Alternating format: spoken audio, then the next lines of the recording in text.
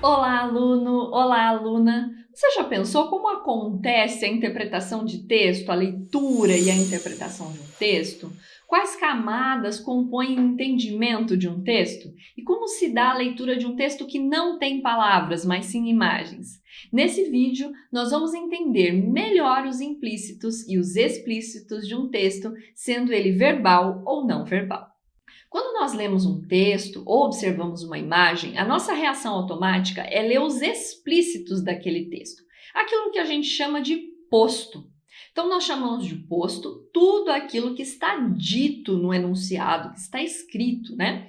E ele é de exclusiva competência do emissor da minha mensagem.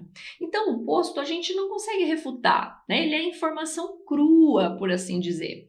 E quanto mais objetivo o texto, mais importante é esse posto, são essas informações, né, os explícitos, para que não haja nenhuma dúvida. Então, por exemplo, esse trecho do texto sobre como criar sua conta digital.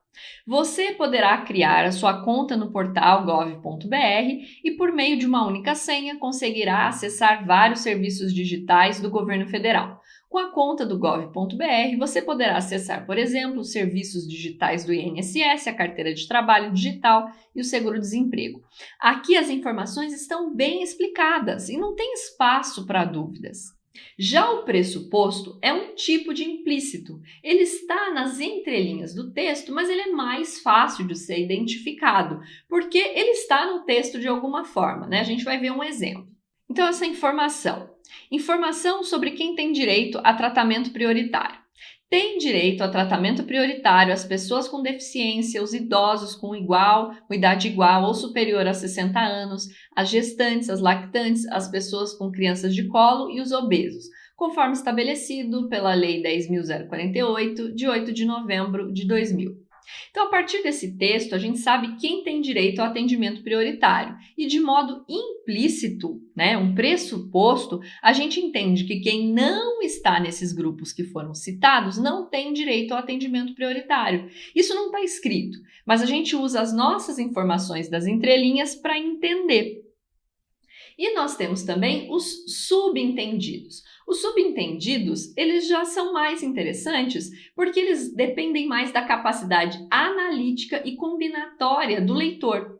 Analítica para analisar o texto e combinatória para combinar com outras referências que ele já tem, para fazer inferências e deduções também. É importante dizer que os nossos subentendidos, às vezes eles não correspondem à realidade, porque ele vem de uma interpretação enviesada ou até mesmo de um erro de interpretação ou de conexão do leitor. Então, por exemplo, né, o título e o subtítulo dessa notícia. Microempreendedores individuais, MEI, devem regularizar dívidas até 31 de agosto. Para evitar que suas dívidas sejam cobradas na justiça, o MEI precisa quitar ou parcelar seus débitos até o fim deste mês.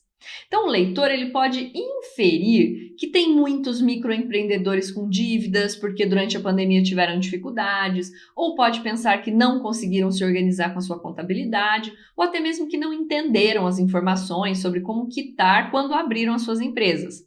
Então, para interpretar com mais eficiência, é importante fortalecer as referências que essa pessoa tem de outros textos e conhecimento de mundo e estar sempre bem informado. E também é sempre muito importante checar se aquela interpretação está correta, ir atrás de mais fontes para entender se aquilo que ficou subentendido é real ou se é uma interpretação enviesada do leitor.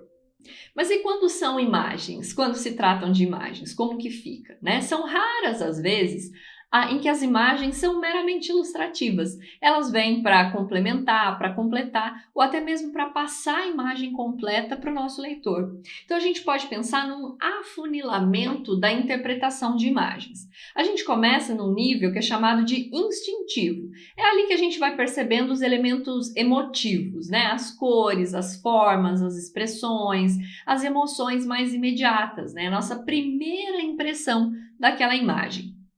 Depois a gente afunila um pouco mais e a gente atinge um nível que é o descritivo. Nesse nível descritivo, a gente já tem a captação das informações nesse nível mais instintivo, né? E a gente já começa a analisar os elementos da nossa imagem.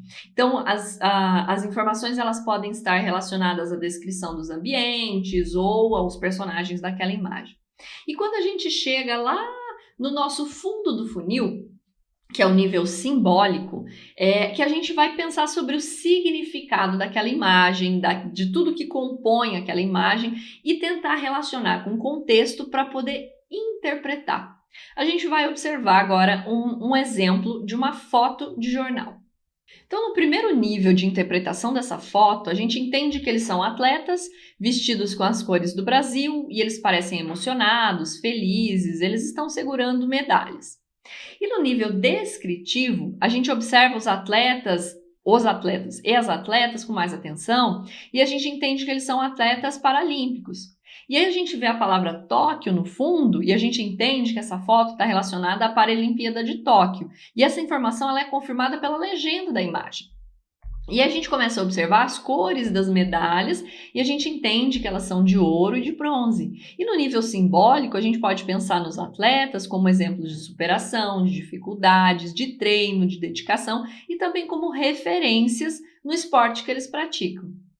Então, para interpretar um texto ou uma imagem, é muito mais do que observar ou ler, mas aprofundar o nosso olhar e fazer conexões.